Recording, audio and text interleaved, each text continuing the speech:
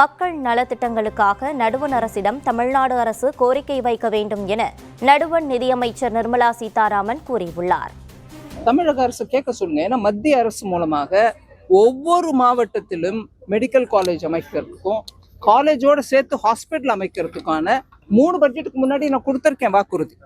எந்த மாவட்டத்தில் வேணும்னாலும் வச்சுக்காங்க, அந்தந்த மாநிலத்தில் பிளான் பண்ணுங்கன்னு கூட சொல்லியிருக்கோம். ஸோ தமிழக அரசு அதையும் புரிஞ்சுக்கிட்டு அதுக்கேற்ற மாதிரி பிளான் பண்ணிக்கிறோம். ஒரு கடன் வாங்குறோம்னா அதன் மூலமாக ஒரு பொதுமக்களுக்கான சொத்து, ஸ்கூலாக இருக்கட்டும், ஹாஸ்பிட்டலாக இருக்கட்டும், இல்லை ஒரு தொழில்நுட்பத்திற்காக ஒரு பெரிய நிறுவனமாக இருக்கட்டும், இதெல்லாம் பரம்பரையாக இருக்கும். அதாவது இன்னும் நெக்ஸ்ட் ஒரு 50 வருஷத்துக்கு 60 வருஷத்துக்கு இருக்கும். அந்த சமயத்தில் மக்களுக்கு அதில் வேலை வாய்ப்பு கிடைக்கும், இல்லை படிக்கிறதுக்கான வாய்ப்பு கிடைக்கும். அதன் மூலமாக தொழில் அந்த இடத்துல வளரும், இல்லை அதை சுற்றி இருக்கக்கூடிய இடத்துல ஹாஸ்டல்ஸ் கட்டுவாங்க, பிள்ளைங்க வரத்துக்கு போகிறதுக்கு டிரான்ஸ்போர்ட் பெருகும்.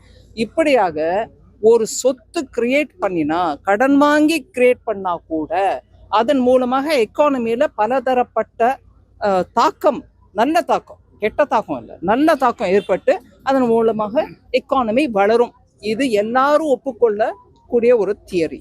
அதனால நான் கடன் வாங்கிட்டே போறோமே, கடன் வாங்கி அதன் மூலமா என்ன பண்றோன்றதுதான் விஷயம்.